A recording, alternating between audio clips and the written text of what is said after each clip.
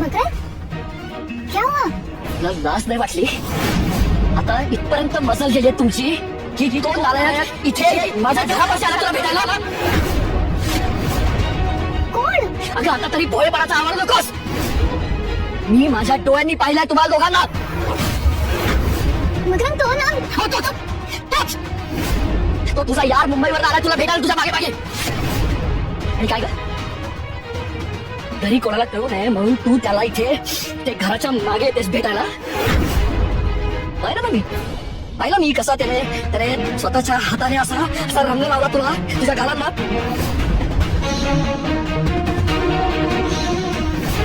तू तो लावून सुद्धा घेतलास. ते अजून काय काय अजून काय सांगायचं सांग.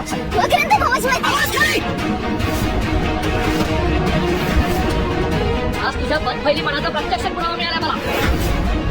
तू माझ्या मागे त्याला चोरून भेटतेस, त्याच्याशी फोनवर असं लपून चपून गुलगुलू बोलत असतेस. हे काय मला कळत नाही असं वाटतं तुला? हे सगळं ठाऊक आहे मला. आज तू कहर केलास. तू त्या नालायकाला इथे माझ्या घरी बोलूनच भेटा. नहीं मकरंद, तुम जैसे समझ रहे हो ना वैसा कुछ नहीं है. वो लड़का क्या वो लड़का बोल. वो लड़का मेरा यार है, मेरा प्यार है, मेरा संसार है. हे सगळं बोलून फसवत असतं मला स्वतःच्या प्रेमात. आणि आता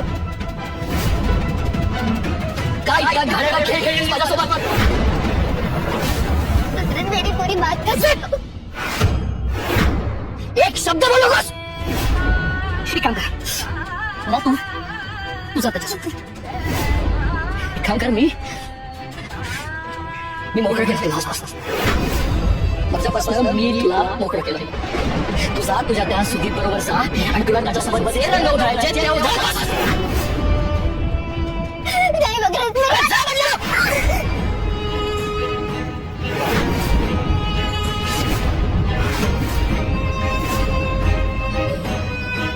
आजपासून सोडलं ना तुला. स्वीटी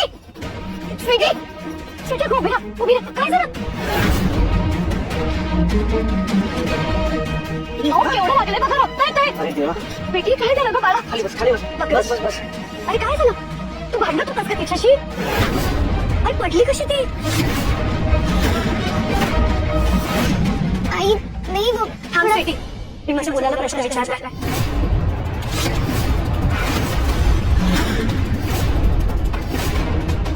काय झालं मकरंद? अरे तुला विचारते ती कशी पडली. मकरंद, तू तिला ढकललंस? हो, मी ढकललं.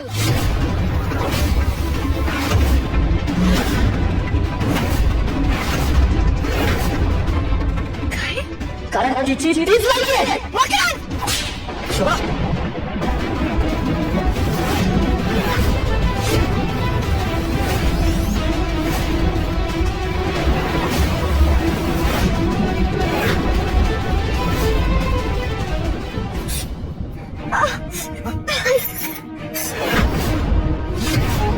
मकरंद, अरे स्वतःच्या बायकोच्या अंगावरती हात उचललास तू.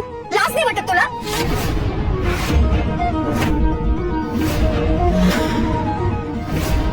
आई माझं ऐकून घे. हिने मला तुझं काही ऐकायचं नाही मकरंद.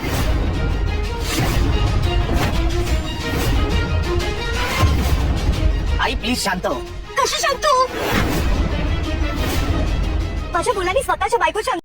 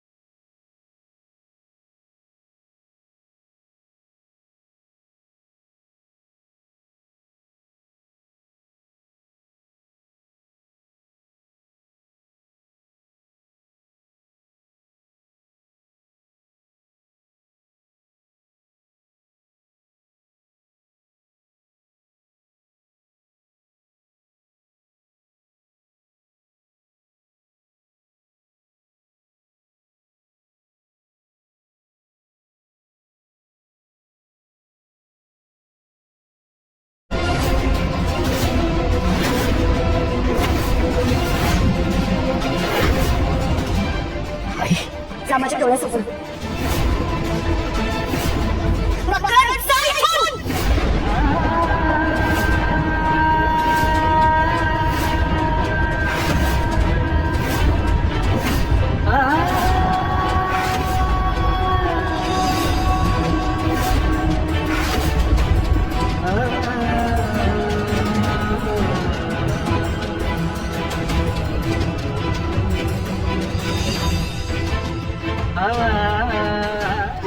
तू चल आपण तुला लावत नाही तरी त्या जखमेला खूप रक्त वाहते.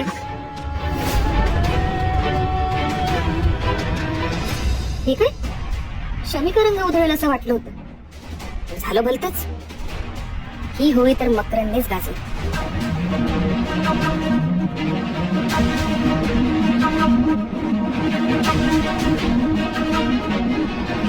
एरवी तू मला सांगत असतेस आणि आज तूच एवढ्या मोठ्या मुलाच्या थोबाडीत मारलास तू.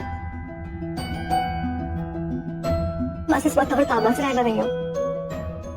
आपला मुलगा आपल्या सुदेवर हात उचलतो आणि त्याचं त्याला काही वाटत नाही. त्याची ती बेरड नजर बघितली आणि मला धक्काच बसला. आता म्हणून तू असं त्याला चार चौकात मारशील का? म्हटलं का तुम्हाला खरंच माझा स्वतःवरती ताबा नाही राहिला. त्याच्या डोळ्यातले ते भाव पाहिले आणि मला तो मकरंद आठवला. 15-16 वर्षाचा मकरंद, 10वीतला मकरंद. तुम्हाला आठवते का 10वीच्या प्रिलिमच्या वेळेला त्याच्या वर्गातल्या एका मुलीच्या नोट्स हरवल्या म्हणून मकरंदच्या बाईंनी मकरंदच्या नोट्स त्या मुलीला दिल्या आणि नेमकी प्रिलिमला मकरंदच्या ऐवजी ती मुलगी पाहिली आली. आठवतंय मकरंद खूप चिडला होता. खूप समजावून सांगण्याचा प्रयत्न केला. अरे हरकत नाही त्याचा एकच आहे का त्या नोट्स माझ्या होत्या. बाईंनी तिला का दिल्या? बाईन 10वीच्या परीक्षेच्या वेळेला त्यांनी जाऊन त्या मुलीच्या नोट्स पाडून टाकल्या. तेव्हा कुठे तो शांत झाला.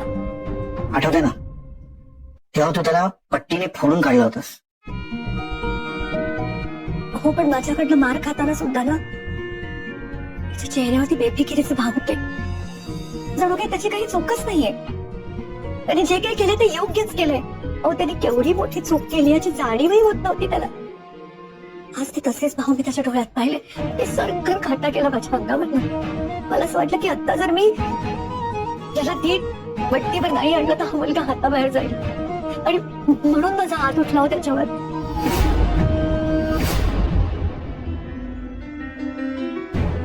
कहाँ गया होगा मकरंद? ये सब क्या हो रहा है? इसके दिमाग में ये बात आती क्यों नहीं कि मैं सिर्फ उससे प्यार करती हूँ? इतना शक क्यों है उसे मेरे बारे में कि सच जाने बिना उसने? मकरंद प्लीज वापस आ जा. कहाँ हो तुम? छोटी बहिणी अगं तू किती वेळ उभी राहणार आहेस? चला तुम जा अंदर. कमान यार छोटी बहिणी तू कॉल केलास का त्याला? वो फोन कहाँ उठाता है मेरा? और आज तो उठाएगा भी नहीं. आई खूप रागवला आता मकरंदला. वो बहुत गुस्से में गया है बाहर. पता नहीं कहाँ भटक रहा है. अगं येईल तो येईल. थांब तू काळजी नको करूस. येईल. कहीं उसने फिर से शराब तो नहीं पी होगी? त्याने खरंच तुला का असं वागतोय मोठा दादा? हो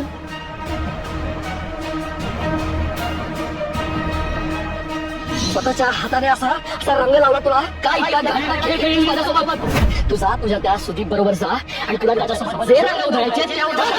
नाही मकरंद अरे तू तिला ढकललंस? हो मी ढकललं.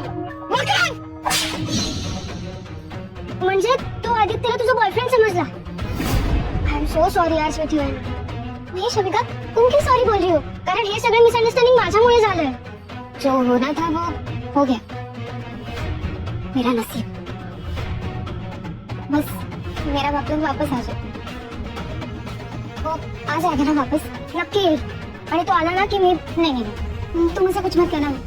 वापस गुस्सा हो गया तो नाही होणार. मी सगळं त्याला नीट सांगेन आणि त्याला बिलीव्ह करावंच लागेल. कळतंय मला. शिवा हे तू पुढील व्हिडिओ पाहत राहण्यासाठी प्लीज फॉलो करा. पुढील व्हिडिओ पाहत राहण्यासाठी प्लीज फॉलो करा. पुढील व्हिडिओ पाहत राहण्यासाठी प्लीज फॉलो करा.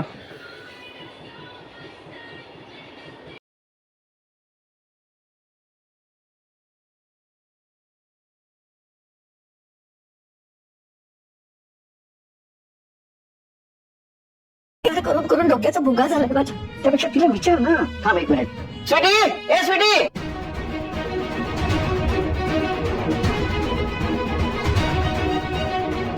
आधी मक्याला तर येऊ द्या. हे बघ आली, इकडे कर. हा. स्वीटी, मकरंद आला नाही का ग अजून? नहीं अभी तक नहीं आया. हम दोनों भी इसी का इंतजार कर रहे हैं. अगं मी आहे, तू काळजी करू नकोस. तुला केवढं लागतंय बाळा. शमिका, जा स्वीटी बाई तिला घेऊन जा. आराम कर जा. चल. अहो आधी मकरंदला येऊ तर द्या.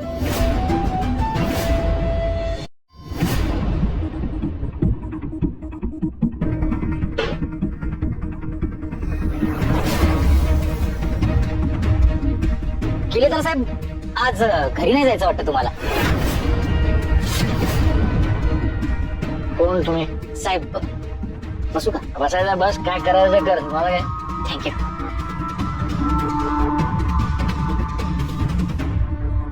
साहेब मी तुमचा शुभचिंतक. अरे मला कोणी शुभचिंतक वगैरे नाहीये, कळलं का? अगदी माझ्या घरचे माझे स्वतःचे आई वडील सुद्धा नाही. साहेब तुमचं दुःख समजू शकतो. मगाशी पाहिलं मी, त्यांनी तुमच्या थोबाडीत मारले. तू कोण आहे? साहेब मी तुमच्या कामाचा माणूस आहे. मला माहितीये तुम्हाला ऑस्ट्रेलियाला जायचं आहे. त्यासाठी तुम्हाला पैसे लागणार आहेत. अहो मी देऊ शकतो तुम्हाला पैसे. ऑस्ट्रेलियाचं तिकीट आणि विजा. अहो तर जॉबही देतो. बोला, मी तुमचं काम करतो, तुम्ही माझं काम करा. उठवा का?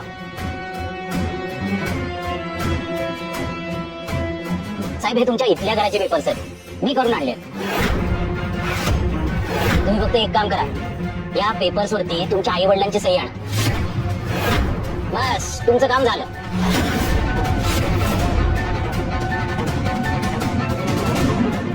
साहेब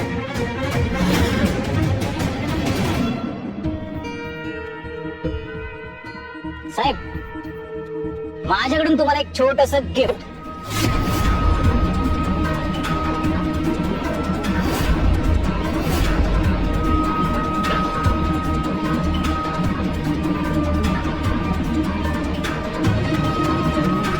साहेब पेपर्स.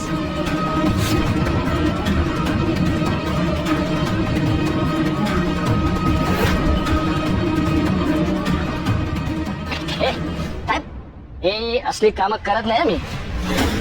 निघ चला. ठीक आहे बरं, माझं कार्ड तर घ्या. इन केस तुमचा विचार बदलला तर मला फोन कर. तुला सांगितलं काय? कार्ड तुमच्याजवळ ठेवा. सिंपल. बघत काय वस्तू जा ना आता. हो साहेब येतो. हा चल जायची घ्या. तू हात भेटला का? ओके साहेब.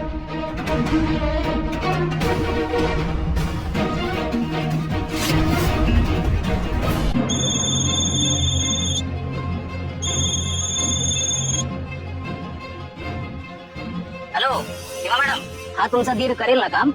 तोच करेल. काय ना, मी जरी या घरची मोठी सून असले ना, तरी मकरंद त्यांचा मुलगा आहे. आणि अजूनही लोक लग्नाच्या नात्यापेक्षा रक्ताच्या नात्यावर जास्त विश्वास ठेवतात.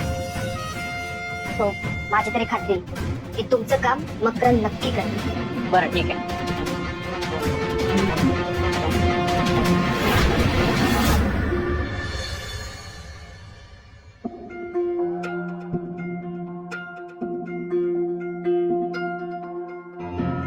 स्वीटी, अजून जागी असतो? झोपली नाहीस बाळा? नाही आहे, नींद नाही आहे. मकरंदची वाट बघतेस ना? माहितीये मला.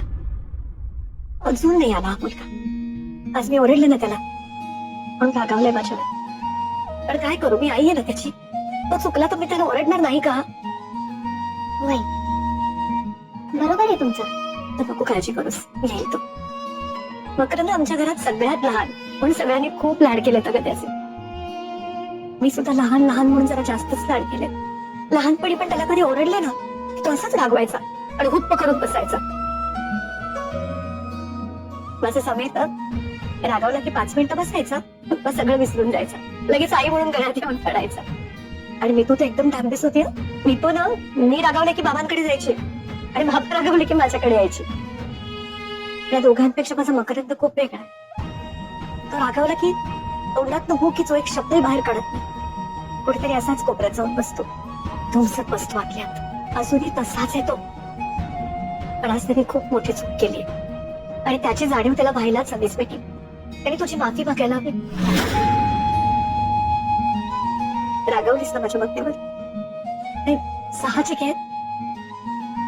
पण किती वेळी मुलगी असतो, त्याच्यावरती एवढी रागावली आहेस तरी त्याचीच वाट बघत उभी आहेस इथे.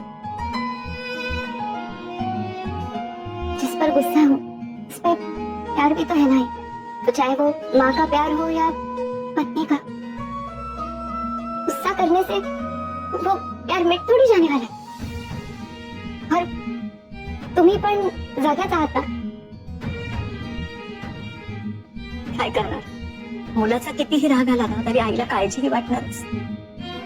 होय, बरोबर आहे तुमचं. स्वीटी, मला एक सांगशील का बाळा? जी आई. असं काय घडलं होतं की मक्याने तुझ्या अंगावरती हात उचलला?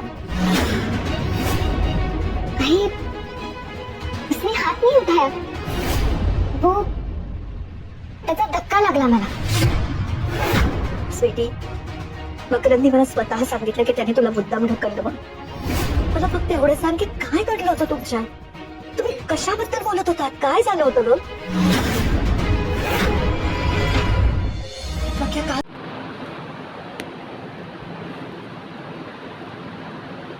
नमस्कार, आज का एपिसोड कैसे लगा आपको? रामू एक मेहनती किसान था. वो जनकपुर में रहता था. उसके पास एक छोटा सा खेत था जहाँ वह हर दिन काम करता था. एक दिन उसे अपनी खेती में एक छोटा सा पौधा दिखाई दिया जो बहुत ही अनोखा था.